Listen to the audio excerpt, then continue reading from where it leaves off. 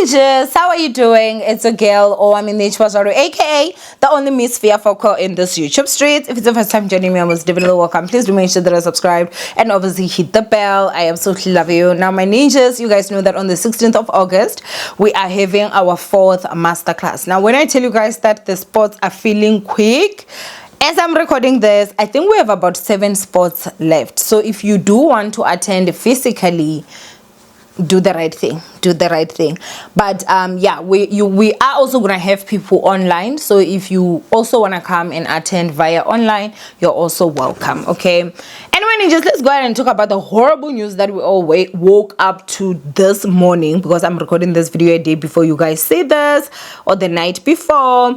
Unfortunately, we woke up to the news that Dr. Pert had unfortunately passed away. Now, if you do not know who Dr. Pert is, she is a female black woman doctor that has given this girl's BBL. I have not seen a single BBL from Dr. Pert that I liked, and I think that maybe the great ones that she did, those people refused that it was BBL. They claimed it was natural body. I do not know, but I won't lie and say that, oh my gosh, there's a certain BBL at Dr. Pert that comes to my mind, and I'm like, oh my gosh, I want to save money and go get that. No. Okay, but she seems to have been good, and because people kept going to her, so you know, maybe when it comes to the BBL world, I'm just not as experienced or as well knowledge on what is actually a good BBL, you know. But anyway, yeah, she has unfortunately passed away, and allegations are saying that the cause of death was an overdose. So allegedly, a girl was on a drug, like she was on drugs, allegedly. I don't know.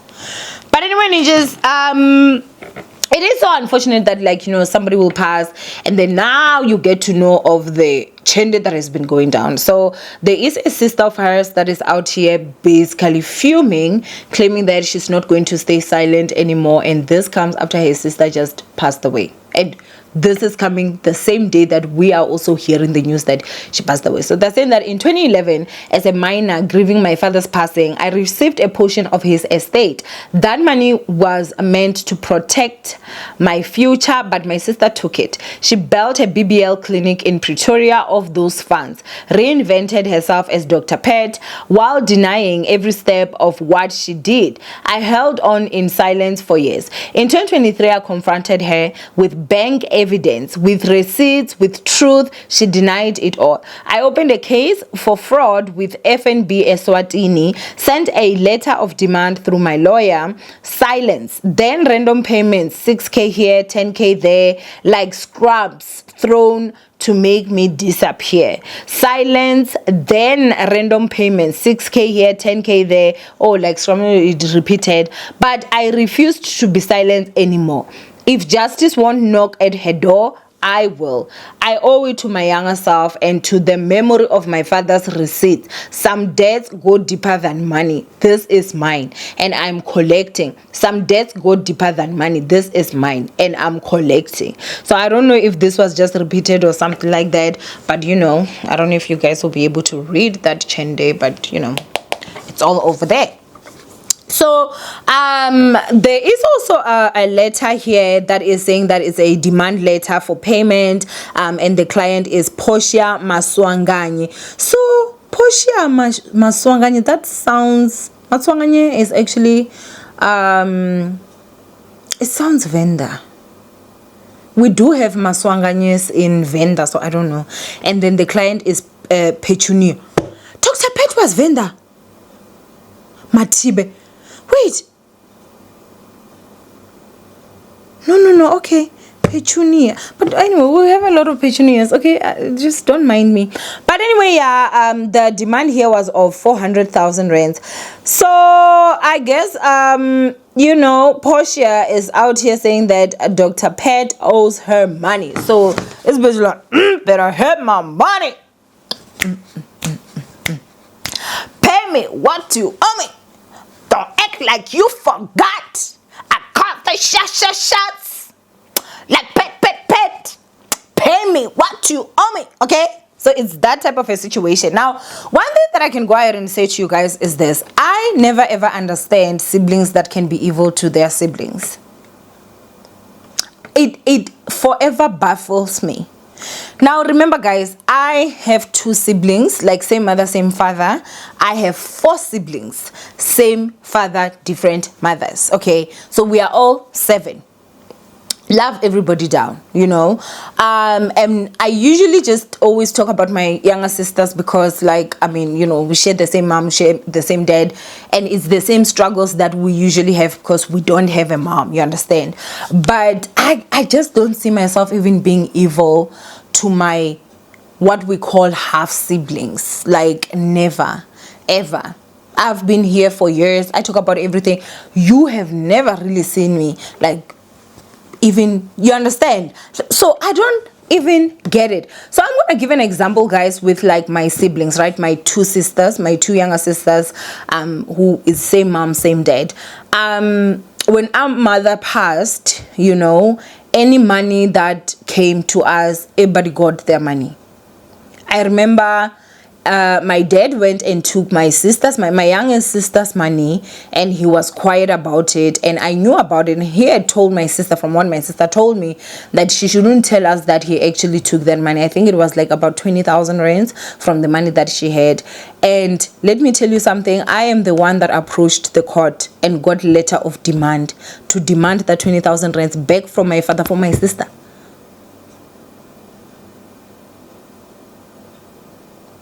We then took him to court for maintenance so that he can help my sister go to school. Even till today, we're working that case. But guess what? My sister already has her diploma. And that is because I even had to sell a car of mine so that I could afford to take her to college, afford accommodation and everything like that. My younger sister that comes after me, she has a son who's Ray. You guys know him as my son because he literally is. My son goes to a private school. I pay for him. I pay for every single thing. I do every single thing. Anything that my sister wants. She went to a school where she was learning how to sew and everything. Listen, if there's anything that I can do to make sure that my sisters live a better life, I am doing it. No questions asked.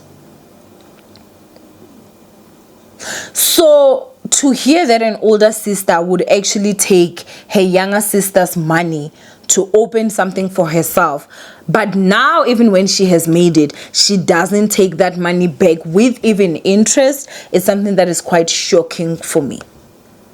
Quite shocking. I can't remember which blog that was that I had seen, because this I actually ended up getting it from Twitter, but I had seen that, you know, they had actually posted about Dr. Pert, and there were screenshots of so many things. Okay, so many screenshots. And the screenshots were basically of Dr. Pert having a back and forth with her sister.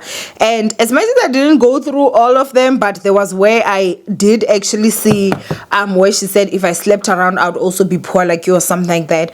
And that is so sad, knowing that maybe you have, you know, allegedly taken this money from her, from what was left for both of you guys, you understand. So I don't really honestly know. It always breaks my heart when I see siblings be so divided and be so much at war with each other, you know. And I'm not speaking out of, oh, I have such a great relationship with my sisters. We all work on it, guys. My sisters and I, we work on our relationships.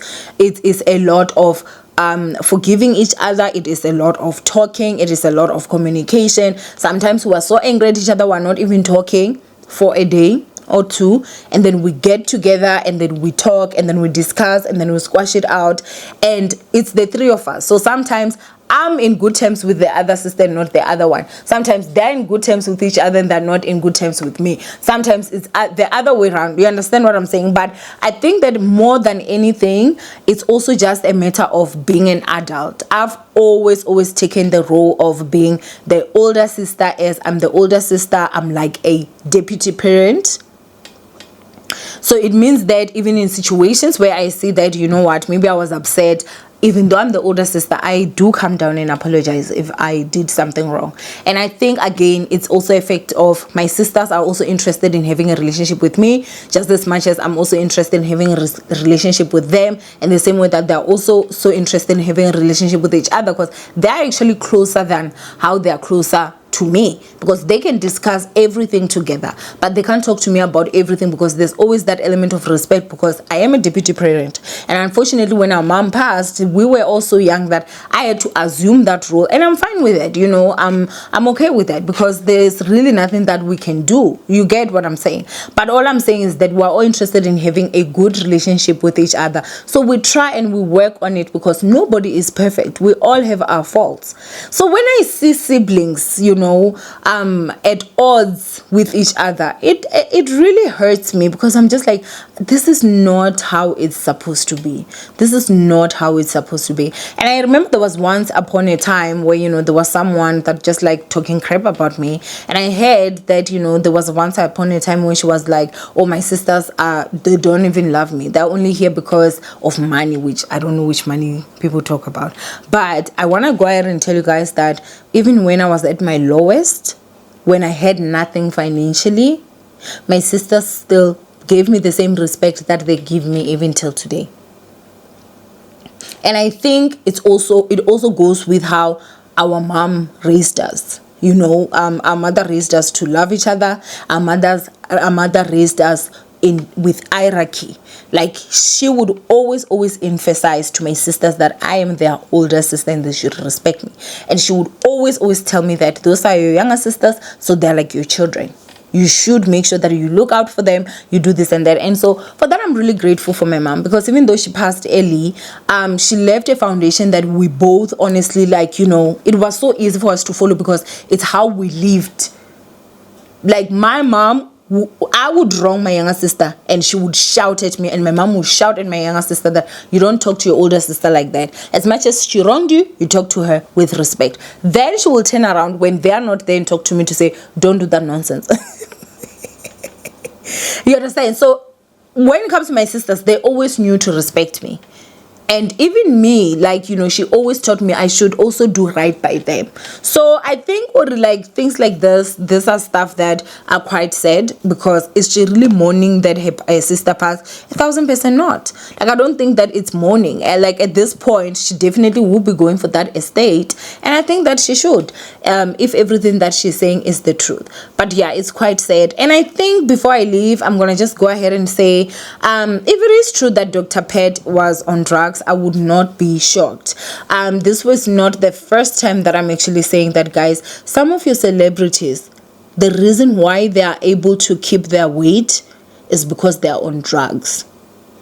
And that is a topic for another day. But anyway, RIP Dr. Pert, and I hope that, whatever it is that is happening in that family can be resolved. Yeah. I love you. Stay blessed, and I will see you guys in my next upload. Bye, ninjas.